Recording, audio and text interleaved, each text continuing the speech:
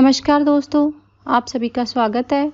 पिछली कथा में हमने सुना कि भगवान श्री राम माता कौशल्या से विदा मांगने के लिए जाते हैं।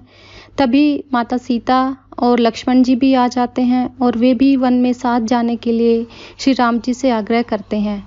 भगवान श्री राम के अनेकों बार समझाने पर भी उन्होंने अपना हट नहीं छोड़ा। तब भगवान श्री राम माता सीता और लक्ष्मण जी को साथ लेकर राजा के पास महल में आते हैं। अब हम इससे आगे की कथा कहते हैं। श्री राम जी पधारे हैं, ये प्रिय वचन कहकर मंत्री जी ने राजा को उठाकर बैठा दिया। सीता जी सहित दोनों पुत्रों को देखकर राजा बहुत ही व्याकुल हो गए और उन्हें हृदय से लगा लिया। अब श्री राम जी ने सिर नवाकर विदा मांगी और कहा कि हे पिताजी, मुझे आशीर्वाद और आज्ञा दीजिए। राजा ने अनेकों प्रकार से श्री राम जी को रखने के लिए अनेक उपाय किए, पर जब उन्होंने जान लिया कि श्री राम जी नहीं रुकेंगे, तब राजा ने सीता जी को प्रेम से बहुत प्रकार की शिक्षा दी और वन के दुसह दुख कहकर सुनाए। फिर सास ससुर तथा पिता के पास रहने के सुखों को समझाया, परंतु सीता जी का मन श्री राम जी के चरणों में अनुरक्त था, इसलिए उन्हें घर अच्छा नहीं लगा और ना ही वन भयानक लगा। मंत्री सुमंत्र जी की पत्नी और गुरु वशिष्ठ जी की पत्नी अरुंधति जी ने भी अनेक प्रकार से श्री सीता जी को समझाया कि तुमको वनवास नहीं दिया है, इसलिए तुम यहीं रहो। सीता जी संकोचवश उत्तर नहीं देती। तभी इन बातों को सुनकर रानी कैकेयी तमतमा कर उठी। उसने मुनियों के वस्त्र और बर्तन लाकर श्री राम जी के आगे रख दिए और कहने लगी कि हे रघुवीर, राजा को तुम प्राणों के समान प्रिय हो। पुण्य, सुंदर, यश और परलोक चाहे नष्ट हो जाएं, पर तुम्हें वन जाने को वे कभी न कहेंगे। ऐसा विचार कर जो तुम्हें अच्छा लगे वही करो। माता के वचन सुनकर श्री राम जी ने सुख पाया, किंतु राजा को ये वचन बाण के समान लगे। वे सोचने लगे, अब भी अभागे प्राण क्यों नहीं निकल जाते। राजा मूर्छित हो गए, लोग व्याकुल हैं, किसी को कुछ सूझ नहीं पड़ता कि क्या करें। श्री राम जी तुरंत मुनि का वेश बनाकर और माता पिता को सिर नवाकर वहां से चल दिए। वन का सब साज सामान सजाकर श्री राम जी, सीता जी और लक्ष्मण जी ब्राह्मण और गुरु के चरणों की वंदना करके सबको अचेत करके चल दिए। राजमहल से निकलकर श्री राम जी वशिष्ठ जी के पास गए और देखा कि सभी लोग विरह की अग्नि में जल रहे हैं। उन्होंने प्रिय वचन कहकर सबको समझाया।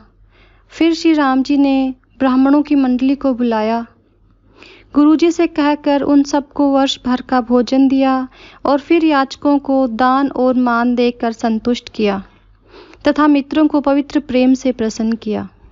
फिर दास दासियों को बुलाकर इन्हें गुरुजी को सौंपकर हाथ जोड़कर बोले, हे गोसाई, इन सब की माता पिता के समान सार संभाल करते रहिएगा। श्री राम जी बार बार दोनों हाथ जोड़कर सबसे कहते हैं कि मेरा हितकर वही होगा जो महाराज और सभी माताओं को सुखी रखेगा। इस प्रकार श्री राम जी ने सभी को समझाया और हर्षित होकर गुरुजी के चरण कमलों में सिर नवाया।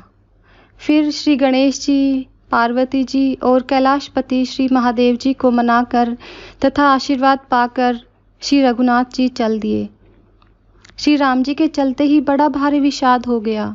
नगर का आर्तनाद सुना नहीं जाता। लंका में बुरे बुरे शकुन होने लगे। अयोध्या में अत्यंत शोक छा गया और देवलोक में सब हर्ष और विषाद दोनों के वश हो गए। हर्ष इस बात का कि अब राक्षसों का नाश होगा और विषाद अयोध्या वासियों के शोक के कारण था। मूर्छा दूर हुई तब राजा जागे और सुमंत्र जी को बुलाकर कहने लगे कि इससे अधिक बलवती और कौन सी व्यथा होगी जिस दुख को पाकर मेरे प्राण शरीर को छोड़ देंगे। फिर राजा ने धीरज धर कर कहा कि हे सखा, तुम रथ लेकर श्री राम जी के साथ जाओ। अत्यंत सुकुमार दोनों कुमारों को और सुकुमारी जानकी जी को रथ में चढ़ाकर वन दिखलाकर 4 दिन के बाद लौट आना। यदि धैर्यवान दोनों भाई न लौटें, क्योंकि श्री रघुनाथ जी प्रण के सच्चे और दृढ़ता से नियम का पालन करने वाले हैं, तो तुम हाथ जोड़कर विनती करना कि हे प्रभु, जनक कुमारी सीता जी को तो लौटा दीजिए।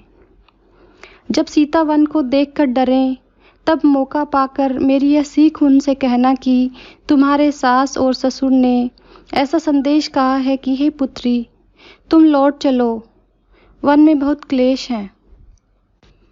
कभी पिता के घर, कभी ससुराल, जहाँ तुम्हारी इच्छा हो वहीं रहना। इस प्रकार तुम बहुत से उपाय करना।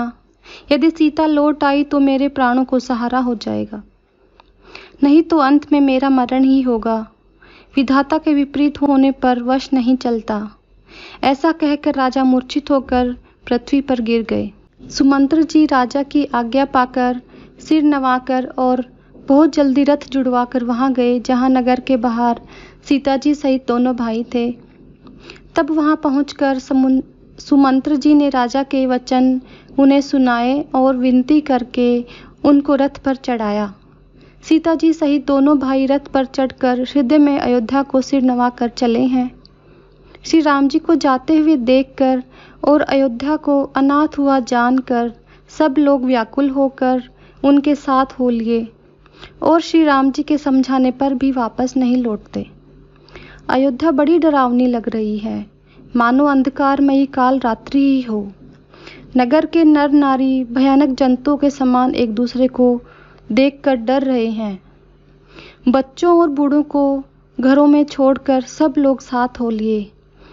पहले दिन श्री रघुनाथ जी ने तमसा नदी के किनारे पर निवास किया। प्रजा को प्रेमवश देखकर श्री रघुनाथ जी के दयालु हृदय में बड़ा दुख हुआ। प्रेम युक्त कोमल और सुंदर वचन कहकर श्री राम जी ने बहुत प्रकार से लोगों को समझाया और बहुत से धर्म संबंधी उपदेश दिए, परंतु प्रेमवश लोग लौटाए नहीं लौटते। रघुनाथ जी असमंजस के अधीन हो गए। शोक और परिश्रम के मारे लोग सो गए हैं और कुछ देवताओं की माया से भी उनकी बुद्धि मोहित हो गई है। जब दोपहर रात्रि बीत गई, तब श्री राम जी ने प्रेम पूर्वक मंत्री सुमंत्र जी को कहा कि हे तात, रथ के खोज मिटाकर रथ को हाँकिए ताकि लोगों को पता ना चल सके कि हम किस दिशा में गए हैं। श्री शिवजी के चरणों में सिर नवाकर श्री राम जी, लक्ष्मण जी और सीता जी रथ पर सवार होकर चल दिए। मंत्री ने तुरंत ही रथ को इधर उधर चलाकर खोज छिपाकर चला दिया। सवेरे होते ही जब सब लोग जागे तो बड़ा शोर मचा कि रघुनाथ जी चले गए हैं। कहीं रथ का खोज नहीं पाते। तब सब राम राम पुकारते हुए चारों ओर दौड़ रहे हैं और फिर प्रलाप करते हुए वे सभी अयोध्या लौट गए। इससे आगे की कथा हम अगले वीडियो में कहेंगे। आप सभी का प्रेम पूर्वक कथा सुनने के लिए बहुत बहुत धन्यवाद।